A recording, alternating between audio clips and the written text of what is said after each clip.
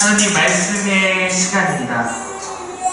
이 말씀의 예배 가운데 주님께서 우리 가운데 거룩하게 일하여 주옵시고, 아버지 하나님, 에스겔의 말씀이 오늘 지금 이 시간 나에게 주어지는 하나님의 음성이 되어서 아버지, 나에게 말씀이 심겨진 현에서로 주여 인도하여 주옵소서. 감사드리며 예수의 이름으로 기도드립니다. 네. 에스겔에 대한 네 번째 설교의 시간입니다. 아마도 에스겔 설교를 우리가 계속 나눌 때 마음이 그렇게 편하지는 않을 수도 있을 것 같습니다. 왜냐면 우리가 이렇게 설교 본문과 함께 어떤 본문은 굉장히 신나거든요. 그래서 사도행전 시대에 막 성경을 해서 교회가 막 확장되는 거라든가, 여호수아 시대에 막 전쟁에 승리하고 막 출애굽과 같이 기적을 맛보고, 이런 내용들은 굉장히 밝고 희망적이고 도전적이고 막 이런 느낌을 줄 텐데, 사실 에스겔을 비롯한 예언서들의 내용은 그렇지 않죠. 우리가 지금 다루고 있는 내용 대부분은 하나님의 분노와 심판에 대한 예언들에 해당하기 때문에 읽어가는 우리에게 조금은 긴장이 되는 것이 사실입니다. 여러분, 인간관계 속에서도 누군가 우리가 깊은 관계를 맺을 때 상대방이 좋아할 만한 행동을 하는 것이 중요합니다. 보통 우리가 남녀 간에 서로 이렇게 썸을 탈 때도 상대방이 좋아할 만한 행동들을 함으로써 호감을 얻고 발전하게 되죠. 근데 여러분, 그 관계가 맺어지고 그 안에 그 관계가 유지되고 서로가 서로에게 소중한 존재로서 계속 유지하고 그렇게 되기 위해서는 이제는 싫어하지 않는 행동을 하는 것이 무엇보다 중요할 수 있다고 느낍니다. 서로가 서로를 알면서 서로가 이것만큼 내가 이 사람이 싫어하니까 하지 말아야지, 하지 말아야 할 선이 존재하는 것이죠. 에스겔에서는 우리가 하나님께서 무엇을 싫어하시는지, 어떤 것만큼 우리가 하나님 앞에서 해서는 안 되는지 이것을 명확하게 알려주는 그러한 책이라고 생각합니다.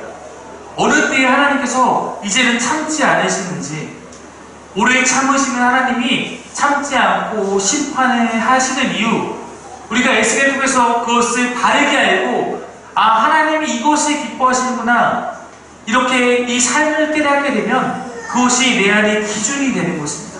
하나님이 싫어하시는 것이 이것이니까 이거 하지 말아야지, 이런 기준이 되는 것이죠. 제가 오늘 설교를 준비하면서 사실 본문을 놓고 계속 고민을 했습니다.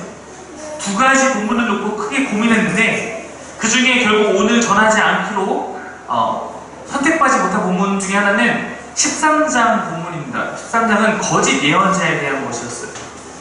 예나 지금이나 거짓으로 무언가 하나님의 말씀을 전하는 사람이 참 많습니다.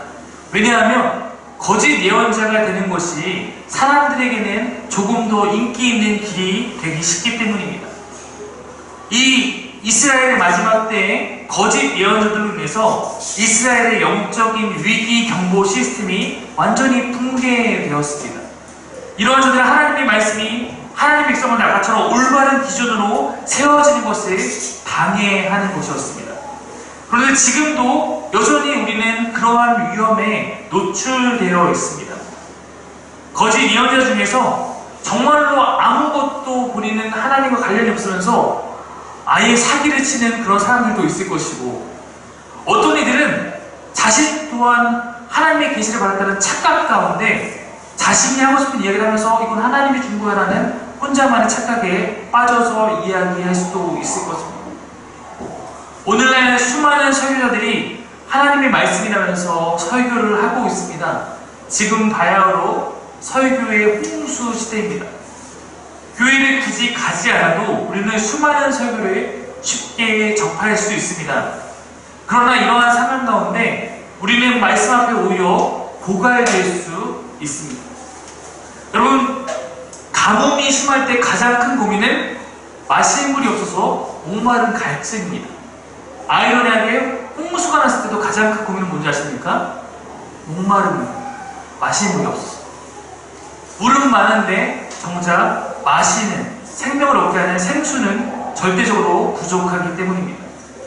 그러므로 이러한 설교의 홍수 시대에 우리에게 있어서 참된 하나님 말씀을 분별하고 내가 바르게 붙잡아야 할 것을 붙잡고 살아가는 것이 매우 중요합니다.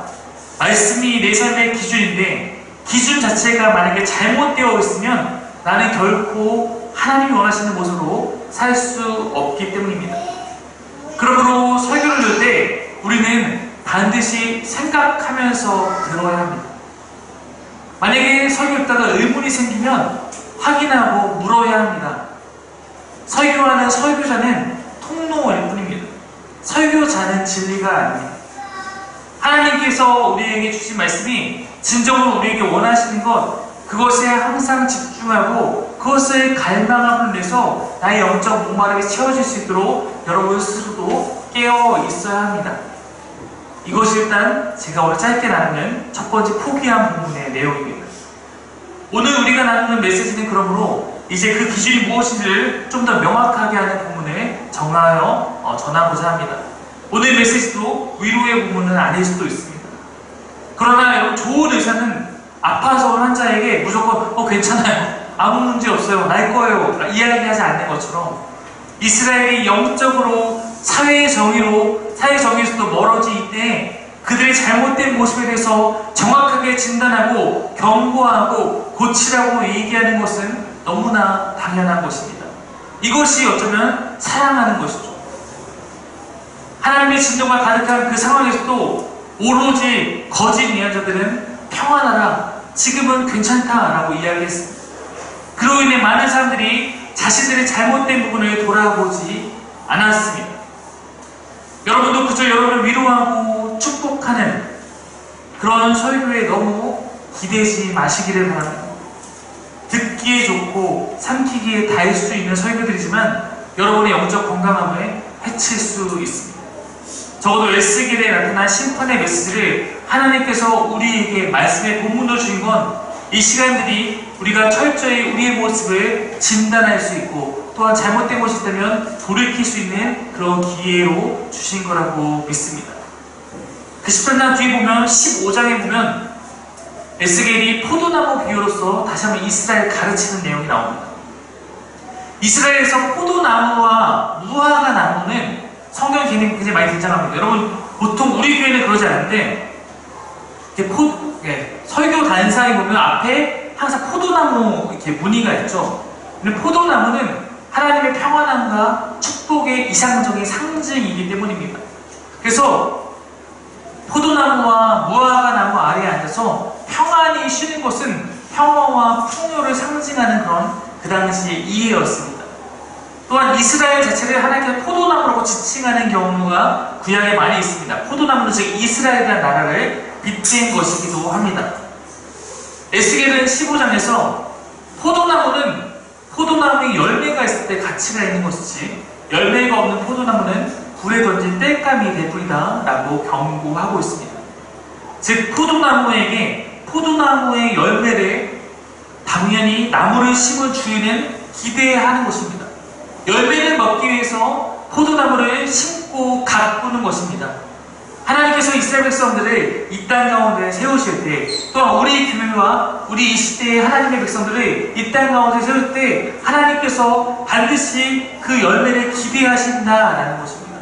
하나님 백성다운 삶을 살기를 기대하신다는 것입니다. 그러나 에스겔 시대에 그 이스라엘에 기대했던 그런 영적 거룩함과 하나님 나라의 정의는 완전하게 무너져 있었기 때문에 에스겔은 그것을 경고합니다. 이제는 우리가 오늘 16장으로 넘어와서 그들의 그런 모습들을 더욱 적나라하게 고발합니다. 오늘 설교의 제목이 이 여자를 고발합니다 라는 제목인데 제가 한 여자의 이야기를 들려주시겠습니다. 한 여자 아기가 태어났습니다. 태어난 날 아무도 그 탯줄도 다 잘라주지 않았고 몸을 물로 깨끗하게 씻어주거나 따스하게 이불로 감싸주지도 않았습니다. 어느 누구도 이 아기에게 관심을 주지 않았고 불쌍히 여기지도 않았고 돌보아 주지도 않았습니다. 부모가 누구인지 어떻게 태어났는지도 잘 알 수 없고 누구의 사랑도 받지 못한 아기는 태어난 그날 바로 길가에 버려졌습니다. 다행히도 한 사내아이가 그 아기 곁에 지나가다가 그 아기의 울음을 듣고 발견합니다. 갓 태어난 핏덩이가 바둥거리는 것을 보고 안타까운 마음을 갖습니다. 그는 이 아기를 살려야겠다는 생각만 합니다. 그래서 그 아기를 안고 집으로 향하는데 아기를 바라보면서 제발 사랑만 달라고 그렇게 말하며 데리고 갑니다. 다행히 아기는 그 가정에서 돌봄받으며 그 어린 아주 유관 시기를 건강하게 자라고 안전한 곳에 맡겨져서 자라게 됩니다. 시간이 많이 흘렀습니다. 이제 그 아기가 자라고 자라서 이제는 아름다운 여인이 됩니다. 또한 그 여인을 구해주었던 생명의 인인 남자도 어엿한 청년이 됩니다. 둘은 우연히 다시 만나게 됩니다. 남자는 운명처럼 이 여자를 사랑하게 됩니다. 둘 사이에 있었던 그 과거의 그 일도 알게 됩니다. 그는 예전처럼 변함없이 그녀를 지키고 그녀를 위하는 그런 사람이었습니다. 결국 둘은 결혼하게 됩니다. 자녀를 낳게 됩니다. 가족을 이룬 후에도 그 아내를 향한 남편의 사랑은 변함이 없습니다. 남편은 아내에게 가장 좋은 옷을 입혀주고자 하고 가장 좋은 신을 신겨주고자 하고 자신이 할 수 있는 모든 사랑으로 아내를 세상에서 가장 아름답고 행복한 사람으로 만들고자 합니다. 그런 남편의 사랑을 받으면서 그녀는 부모에게 태어난 날 버림받은 가장 불쌍한 인생에서 이제는 세상 누구보다도 가장 존귀한 대접을 받는 그런 사랑받는 여인이 된 것입니다. 그렇게 해서 사랑을 받아서일까요? 그녀는 마치 공주와 앙비와 같이 아름다운 자태를 뽐내고 고귀한 모습을 가진 여성이 됩니다. 그녀의 아름다움이 얼마나 대단한지 주변에도 퍼져나갑니다. 소문이 납니다. 그녀의 아름다움에 반한 남성들이 그녀가 유부녀인 거 아는지 모르는지 데이트를 청하기도 합니다. 근데 문제는 여기서 발생하죠. 이 여인이 그런 남자들을 받아들입니다. 더 나아가 다른 남자들과 자유롭게 음행을 저지릅니다. 때로는 여인이 먼저 남자를 찾아서 음행을 저지릅니다. 남편이 그녀에게 주었던 좋은 옷과 좋은 선물들을 치장하고 나가서 음행을 저지릅니다. 아이들도 돌보지 않습니다. 자신이 핏덩이로 버둥거리던 때에 받은 은혜를 기억하지 않고 온갖 역겨운 일과 음행을 일삼습니다. 이 여인은 어떠한 상황이 있어서 뭔가 어쩔 수 없이 몸을 팔게 되는 창녀들과도 상황이 다릅니다. 창녀들은 몸을 팔면서 뭐고 하대라도 받지만 이 여인은 오히려 다른 남성들과 음행을 저주면서 무언가를 받기는커녕 오히려 음행하는 남자에게 선물을 주면서 남자들을 만나고 다닙니다. 남편이 이 모든 사실을 알게 되었습니다. 남편은 그래도 아내를 용서하고 아내의 마음을 잡고자 노력합니다.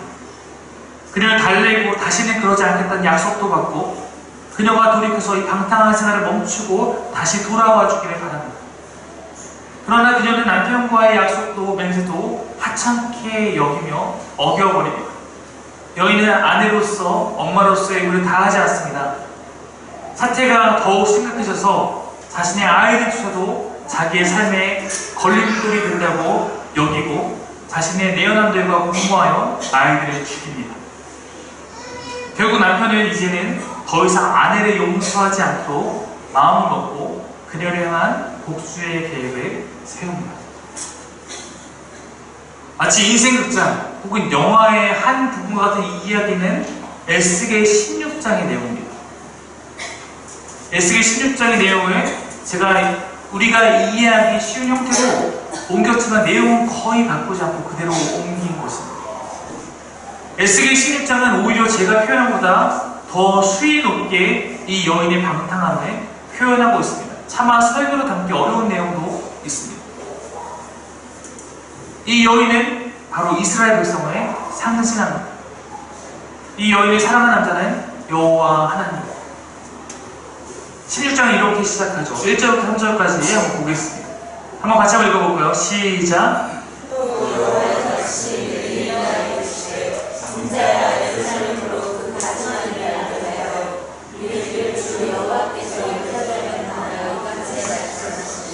여기 보면 예루살렘이 행한 일을 가증한 일이라고 표현합니다. 가증한 일이라고 하는 것은 히브리어 토에바라는 단어인데 이것은 우상 숭배를 의미하는 전형적인 표현입니다. 에스겔에서는 총 48장에서 이 단어를 43번 사용하는데 16장에서만 9번을 사용합니다. 즉 이 16장이 고발하고자 하는 것은 가증한 즉 이스라엘의 우상 숭배라는 것입니다. 금요기도회 때도 제가 나눈 바 있지만 이스라엘의 우상 숭배는 나는 여호와를 버리고 다른 신에게 개종했다라기보다는 여호와의 종교와 이방 종교의 혼합이었습니다. 아까 얘기한 그 표현대로 하면 남편이 있고 남편이 이 상태에서 다른 남자를 만나는 것입니다. 두 가지를 다 손에 쥐고 살아가고자 하는 모습. 하나님은 이스라엘이라는 나라를 처음에 부르실 때부터 이 나라의 나의 백성은 이렇게 살아야 되라고 하면서 그들에게 율법으로서 이들이 살아야 될 방법을 알려주었습니다. 율법은 구약의 율법 613가지인데 율법을 크게 정리하면 10계명으로 정리가 됩니다. 10계명은 모든 율법을 다 그 안에 포괄하고 있는 상위법의 개념이죠. 10계명의 첫 번째 계명은 20장 출애굽기 20장 3절 나온 것처럼 이 말씀입니다. 너는 나 외에는 다른 신을 내게 두지 마라. 하나님 나라의 백성으로서 가장 먼저 지켜야 돼. 우리로 따지면 헌법 제1조이다. 그것이 무엇인가? 너는 나 외에 다른 신을 너에게 두지 마라. 여러분, 우리나라에서 이 하나님을 해석할 때 둘로 해석이 되죠. 천주교에서는 하느님이라고 하고 기독교는 하나님이라고 합니다. 사실 이 하나님에는 굉장히 중요한 논쟁일 수도 있고 사실 아무것도 아닐 수 있다고 생각합니다. 하느님은 하늘에 있는 하나님을 의미하는 표현을 좀 더 강조한 것이고 하나님은 하나밖에 없는 우리 하나님이라는 유일신 신앙을 좀 더 강조한 표현이죠. 너는 나 외에 다른 신을 두지 말라. 하나님만이 우리의 신이다. 이것이 여호와 종교의 가장 큰 특징입니다. 제가 그래도 선교지를 이곳저곳 많이 다녀왔는데 어느 나라나 한 신의 성기는 경우가 되게 드물더라고요. 제가 가장 문화 충격받던 곳이 인도였는데 인도는 정말 온갖 신을 다 섬긴다는 느낌을 받을 때가 있었습니다. 근데 이스라엘이라는 나라가 하나님께서 지켜야 될 제일 첫 번째 약속은 하나님만이 신임을, 하나님만이 그들의 구주로서 그렇게 존재할 수 있도록 그들이 그런 삶을 살아야 한다는 것입니다. 하나님은 그렇지 못한 것을 마치 남편을 두고 바람을 피는 것처럼 그걸 간음이다라고 말씀하고 있습니다. 우상숭배는 영적인 간음, 하나님이 가장 싫어하시는 모습입니다. 자, 12절 4절 5절 말씀 한번 같이 읽어볼게요. 4절 5절입니다. 시작! 내가 난 것을 말하건대 내가 난데 내 배꼽줄을 자르지 아니하였고 너를 물로 씻어 정결하게 하지 아니하였고 내게 소금을 뿌리지 아니하였고 너를 방보로 싸지 아니하였으니 아무도 너를 돌보아 이 중에 한 가지라도 내게 행하여 너를 불쌍히 여긴 자가 없었으므로 내가 나던 날에 내 몸이 천하게 여겨져 내가 그래 버려줍니다. 아까 제가 이 이야기로 말씀드린 것처럼 예루살렘은 아무런 돌봄도 받지 못하고 스스로 참전한 아무런 힘도 없는 상태였습니다. 하나님의 놀라운 사랑과 하나님의 관심이 아니었으면 그들은, 그 민족은 살아남지도 살아가지도 못할 만한 그런 연약한 존재였습니다. 하나님께서 이들 민족의 출발점이 되신 것입니다. 에스겔 16장 6절 한번 보겠습니다. 읽겠습니다. 시작!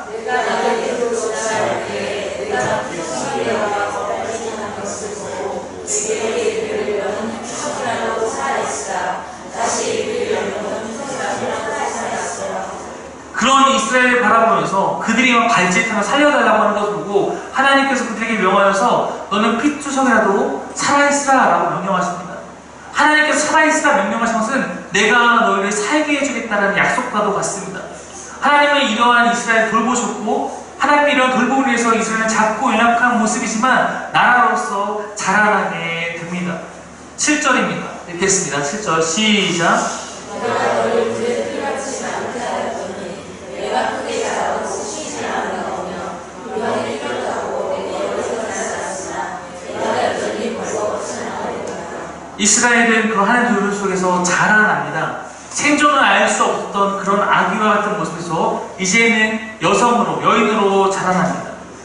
여성이 여기서 벌거벗은 알몸이라는 것은 성인이 되었으나 여전히 여호와의 돌봄과 손길이 필요한 그런 상태라는 것을 비유적으로 표현하는 것입니다. 8절 말씀입니다. 읽겠습니다. 시작.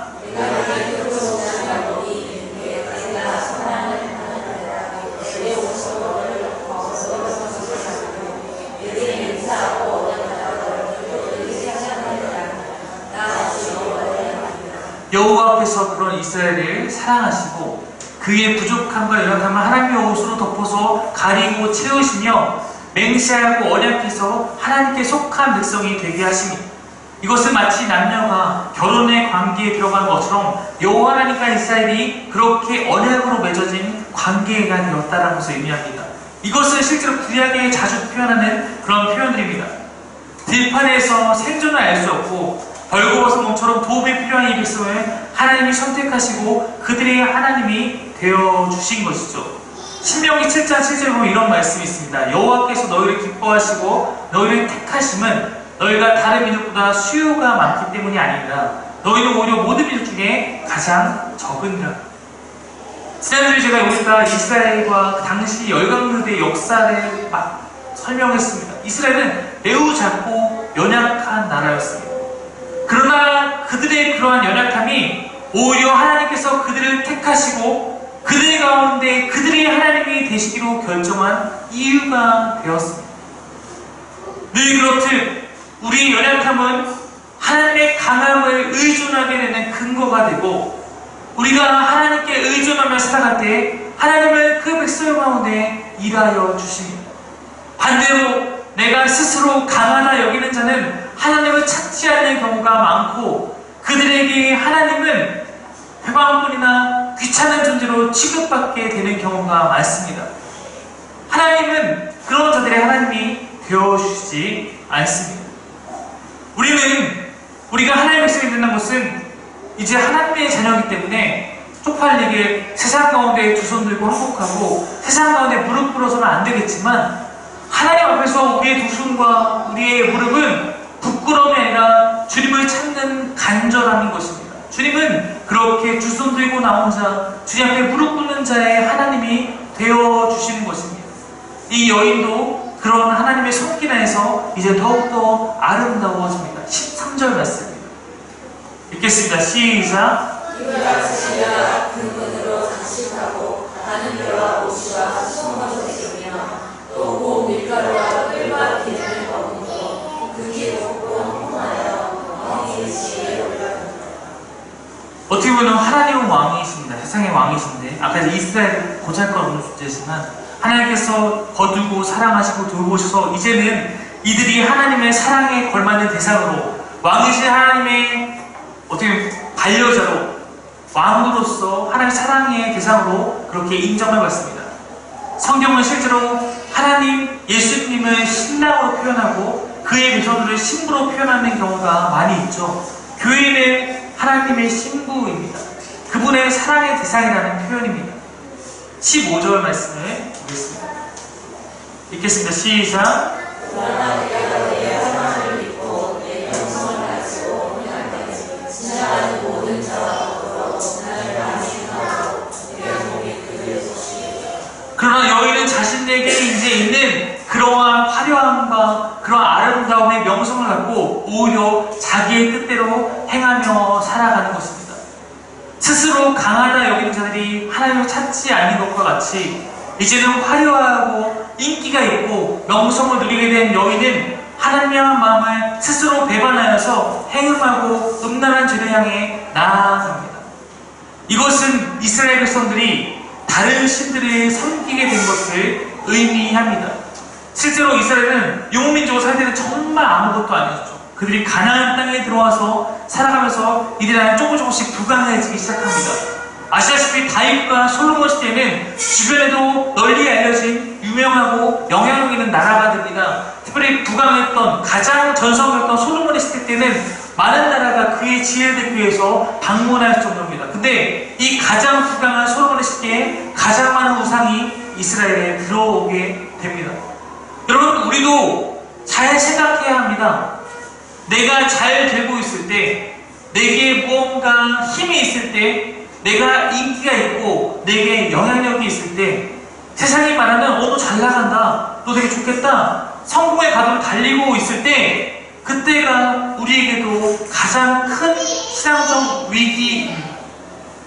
여러분, 오히려 어려움이 있으면 적어도 신앙적으로는 하나님을 의지하는 경우가 많이 있습니다.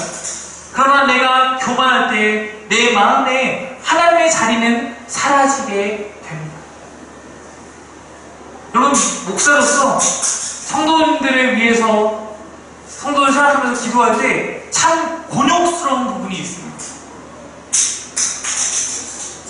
이 성도가 하는 일, 소망하는 일들이 잘 되라고 기도해야 할지, 아니면 하나님을 잘 의지하는 자가 되도록 해달라고 해야 할지 곤욕스럽습니다. 잘 되라고 기도했다가 그러고 보면 하나님과 멀어져 버립니다. 또 만약에 하나님을 잘 의지하는 자가 되라고 하는 것이 어떤 고난의 상황을 겪어야 하는 것이 될까봐 곤욕스러울 때가 있습니다. 그러므로 사랑하는 여러분, 하나님을 잘 의지하는 일과 여러분의 소망할 일들이 잘 이루어지는 것이 상충되지 않음을 여러분이 삶으로 보여주십시오. 그렇지 않다면 저는 여러분을 사랑하는 마음으로 여러분이 세상에서 말하는 성공보다 하나님을 의지하는 자가 되도록 해달라고 기도할 것입니다.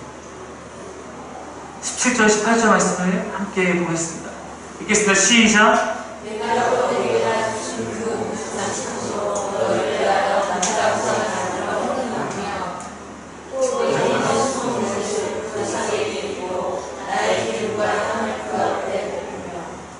아까 같이 이 여인은 오히려 자신의 것을 우상에게 갖다 바치면서 행음을 합니다. 이스라엘에게 하나님 주신 여러 가지 것들은 우상을 만드는 데 사용합니다. 우상을 입히고 우상에게 선물합니다. 20절, 21절까지 읽겠습니다. 시작.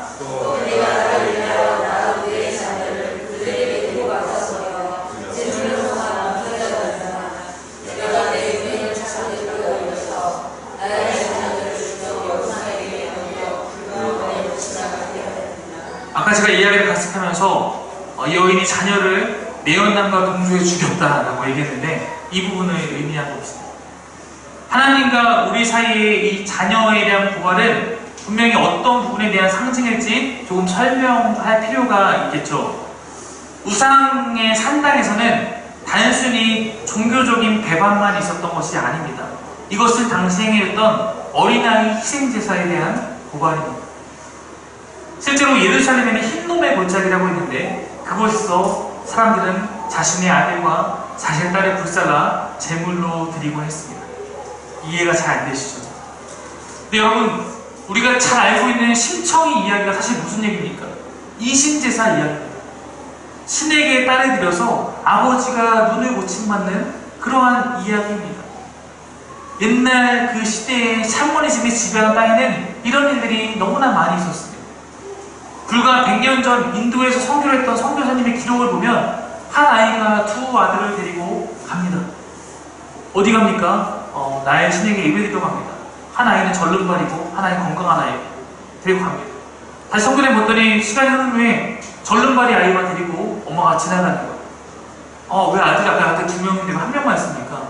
한 아이는 내가 나의 신에게 제물로 바치고 오는 것입니다. 근데 왜 절름발이 아이가 아니라 그 건강한 아이를 바쳤습니까? 나의 신에게 더 좋은 것을 드리기 위해서. 실제로 있었던 선교사의 기록입니다. 11절, 이 16장에서 이 부분은 그렇게 하나님이 기뻐하시지 않는 방법으로 어린아이들을 신에게 바치면서 그렇게 나아갔던 그런 모습을 고발하고 있는 것입니다. 22절입니다. 22절 혹시 없습니까? 22절 제가 한번 읽어드리겠습니다. 22절 이렇게 나와있어요. 내가 어렸을 때 벌거벗은 몸이었으며 피투성이가 되어서 발짓하던 것을 기억하지 아니하고 내가 모든 가증한 일과 음란을 행하였고, 즉 아까 얘기했듯이 그 여인은 자신이 어린 시절 자기가 어떻게 하나님 안에서 생명을 얻고 보존받아서 이렇게 살았는지 기억하지 못하고 가증한 일과 음란을 행하며 살아갑니다. 하나님의 이 부분에 대해서 과거에 경험한 것에 대해서 말씀하십니다. 이스라엘 너희는 내 은혜를 망각해버렸다. 또한 26절부터 29절까지 이런 내용이 나와 있습니다. 26절부터 한번 읽겠습니다. 시작.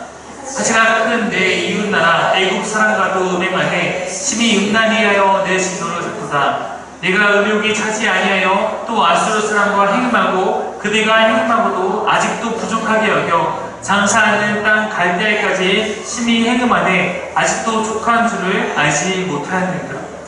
애굽과도 음행하였다. 아수르와도 음행하였다. 장사하는 땅 갈대아는 바벨론을 의미하죠. 바벨론과도 행음하였다. 고발은 정치적 음란으로 이어졌다는 것입니다. 하나님의 왕되심을 믿고 의지하는 것이 아니라 눈에 보이는 강한 나라, 강한 시대마다 강력한 나라들을 의지하였다. 왕도 지도자들도 하나님의 보호보다 세상의 강력한 힘을 가진 자들을 의지했다는 것입니다. 하나님은 그 모든 행위를 기억하고 계십니다. 그런 말미암아 이제 하나님은 이스라엘 백성에게 향했던 그 인자함과 그 사랑함을 거두십니다. 긍휼함을 거두십니다. 그들 향해서 심판을 선언합니다. 37절 말씀 읽겠습니다. 시작. 내가 너의 즐거워하는 동든 자와 사랑하던 모든 자와 미워하던 모든 자를 모으되 사방에서 모아 너를 대적하게 할 것이요 또 내 벗은 몸을 그 앞에 드러내 그들이 그것을 다 보게 할 것이며 이스라엘을 열방들 가운데 부끄러운 나라로 만드시는 것입니다. 이스라엘 여호와를 버리고 간음했던 다른 남자들을 묘사하는 즉 여러 이웃 나라들에게 이제는 여호와께서 예루살렘을 그들을 향해서 예루살렘을 징벌하는 다른 나라들을 예루살렘을 징벌하는 도구로 사용하신다는 것입니다. 이스라엘은 이제 그 말미암아 어디에도 손 내밀 수 없는 존재가 되어버린 것입니다. 왜냐하면 그들은 아무에게도 손 내밀 수 없었던 그런 절박한 상황, 즉 핏덩이로 버림받던 그 상황에서 구원자가 되어주셨던 여호와 하나님을 배반했기 때문입니다. 은혜를 잊고 이제는 하나님이 아닌 다른 것에 마음을 빼앗겼기 때문입니다. 43절 말씀 읽겠습니다. 시작. 내가 어렸을 때 너희 같지 아니하고 이 모든 일을 내가 얼마나 하였었지. 내가 내 일로 내 너희를 보호하리니 내가 내 너희를 영광하고 내 너희를 가르치는 신성하지 아니하리라. 주 여호와의 말씀입니다. 하나님은 이스라엘에서 심판을 선포하십니다. 바로 이 심판이 예루살렘의 성전 파괴로 나타나는 것이고 이 나라가 역사 속에서 멸망되는 것이고 포로로 끌려가는 생활이었습니다. 이 모든 일은 우연히 역사 가운데 일어난 일이 아니라 이스라엘의 반역에 대한 하나님의 심판으로서 역사의 주관자가 되시는 하나님의 결정 안에서 이루어진 일입니다. 이것을 이스라엘 백성들은 이해해야만 했습니다. 오늘 이 말씀 16장의 고발의 내용들을 여러분에게 전해드렸습니다. 이 말씀을 한번 정리해 보겠습니다. 하나님은 이 말씀을 에스겔에게 들려주면서 먼저 에스겔이 알기를 원했습니다. 왜 하나님께서 그렇게 돌보시고 그렇게 사랑해 오시면서 지켜오셨던 자기 백성을 포로로 내어주실 수밖에 없었는지, 하나님은 이를 통해서 이스라엘 백성들이 알기를 원하셨습니다. 그래야만 그들이 자신들의 실패 속에서 다시 일어설 방법을 찾을 수 있기 때문입니다. 여러분, 하나님은 우리에게도 이 시간 여러분이 알기를 원합니다. 이스라엘의 실패한 모습을 보면서 우리는 실패의 삶을 살지 않기를 원하고 계십니다. 하나님을 진노하게 하는 일이 무엇인지 우리가 깨닫기를 원하고 있습니다. 첫 번째, 우리도 신앙생활 가운데 특별히 여러 가지 어려움 속에서 주님을 만나게 되는 경험들이 있습니다. 내가 힘들 때 그때 내가 하나님을 찾고 그때 나에게 힘을 주시고 나를 일으켜줬던 하나님을 우리는 경험하는 경우가 있습니다. 그 은혜로 일어서고 회복합니다. 마치 그 어린아이가 그 은혜로 말미암아 살게 되었던 것처럼. 그러나 우리는 또 시간이 지나면 잊어버립니다. 망각합니다. 간절했던 그 마음은 다 잃 것이고 이제는 껍데기만 남아서 그냥 머물러 있는 신앙생활을 하는 경우가 많이 있습니다. 종교생활을 하고 있는데 내 안의 중심은 다른 것을 바라보고 있는 경우가 많이 있습니다. 사랑하는 여러분, 은혜를 기억하는 자가 되시기를 바랍니다. 두 번째, 여호와에게 주신 아름다움을 갖고 그는 방황하는 데 사용하였습니다. 아까 얘기했듯이 어려움의 순간들보다 내 삶이 평온하고 내가 원하는 것이 잘 돼갈 때, 사람들이 나를 부러워하는 상황일 때 더욱 영적으로는 위기가 올 수 있습니다. 하나님 앞에서 약할 때보다 내가 하나님 앞에서 강할 때 내 영적 상태를 점검하십시오. 여러분에게 주신 아름다운 상황들과 여러 조건들과 여러 능력들이 하나님 안에서 선용되어지기를 간절히 바랍니다. 세 번째, 여러 가지 다른 일들로 인해서 하나님께 드려야 할 시간이 포기되지 않도록 힘쓰시기를 바랍니다. 우리는 날마다 하나님 앞에 머물기를 힘써야 합니다. 조금 더 실제적인 얘기를 나누고 싶습니다. 우리가 주의 성수를 못하게 된 상황들에서 우리는 더욱더 내 마음을 하나님께 드리기 위해서 오히려 힘써야 합니다. 우리 성도들 가운데 직장 생활을 위해서 주일에 이곳에서 예배하지 못하는 경우가 있습니다. 또 가정의 여러 가지 상황들로 인해서 못 나오는 경우도 있습니다. 또 건강상의 이유로 주일에 못 오게 되는 경우도 있습니다. 저는 정죄하고 싶은 마음은 전혀 없습니다. 그러나 그 상황들 가운데 오히려 하나님을 더욱더 찾기를 원하고 있습니다. 때로는 우리에게 주어진 여러 상황 가운데 먹고 살다 보면 직장에 나가야 되는 상황이 있을 수도 있고, 내가 원하지 않는 다양한 상황들이 우리가 다 알 수 없이 발생할 수 있습니다. 그러나 제가 그런 상황에 대해서 물론 변화되기를 꿈꾸고 있지만 지금 더 강력하게 원하고 권면하고 부탁드리는 것은 그 안에서 내 삶 가운데 신실하게 주를 예배할 수 있는 방법을 찾으시기를 바랍니다. 예배하지 못하는 나의 상황을 그냥 받아들이지 않기를 원합니다. 그 시간들은 내가 하나님께 드려야 할 소중한 시간들입니다. 혹 도저히 시간이 안 돼서 이 예배의 시간에 참석할 수 없다면 다른 교회에서 진행하는 새벽 예배나 저녁 예배를 나가셔도 좋습니다. 혹 그조차 불가능하다면 그 있는 머물러 있는 곳에서 개인적으로 하나님께 조금이라도 예배할 수 있기를 저는 권면드리고 싶습니다. 꼭 사귐의 의미가 아니라도 괜찮습니다. 다만 하나님을 찾는 일을 포기하지 않기를 원합니다. 예배로부터 그냥 멀어져 가지 않기를 원합니다. 어쩔 수 없는 환경은 있지만 어쩔 수 없는 마음은 없습니다. 주님은 우리의 마음을 원하고 계시는 줄 믿습니다. 에스겔을 읽으며 나의 삶과 나의 신앙을 점검하는 일이 조금은 어렵고 조금은 무거울 수 있겠으나 분명한 것은 이 진단들이 우리의 영적인 건강 진단이 되어서 더욱 주님 앞에서 아름다운 신부로 나아갈 수 있는 기회가 될 줄 믿습니다. 사랑하는 여러분, 우리의 신랑 되신 주님 안에서 한 주간 머물며 그 안에서 발견하고 하나님과 사랑을 나눌 수 있는 그런 여러분의 시간이 되기를 바랍니다. 혹시 내 삶 가운데 오늘 이스라엘 백성의 모습과 같은 모습이 내 안에 있다면 그것과 여러분 타협하지 말고 치열하게 싸워서 이겨주십시오. 하나님도 그런 여러분의 삶을 응원하고 여러분 삶과 함께 하실 것입니다. 우리가 신랑 되신 그분을 날마다 기억하고 그분과 함께 아름답게 살아갈 수 있는 저와 여러분의 시간 되기를 간절히 바랍니다. 이렇게 같이 찬양하고 함께 기도하고 싶습니다.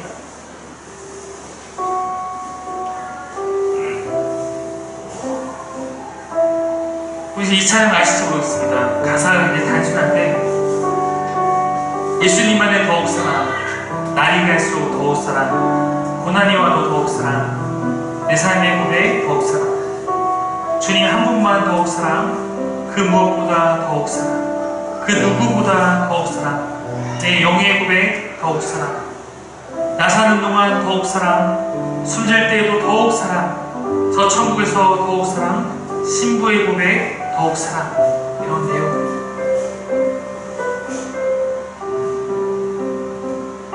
C.S. 루이스라는 사람이 결혼에 대해서 이렇게 얘기했습니다. 결혼은 내가 이 상대방만의 평생 사랑할 것을 약속하고 다짐하고 그 노력조차 다짐하는 것입니다. 사랑에도 우리의 의지가 필요할 때가 있고 우리의 마음의 결단이 필요할 때가 있죠. 하나님과의 관계도 동일합니다. 내가 주님을 더욱 사랑하는 자가 되겠습니다. 주님, 내가 주님을 더욱 사랑하는 자가 되고 싶습니다. 이렇게 여러분이 고백하면서 그 마음을 하나님께 표현하고 드릴 때 하나님 안에서 더욱더 그 사랑은 풍성해질 수 있는 것입니다. 내가 오늘보다 내일 더 주님을 사랑해야지. 내일보다 모레 더 주님을 사랑해야지. 내가 적어도 어제보다는 오늘 이 시간 더욱 주님을 사랑해야지. 이런 마음으로 우리 하나님께 나아갈 때 하나님께서 그런 영을 상 가운데 함께 하시면 좋겠습니다. 우리 시간 같이 이 마음으로 주님의 우리 마음 고백하며 나아가고 싶습니다.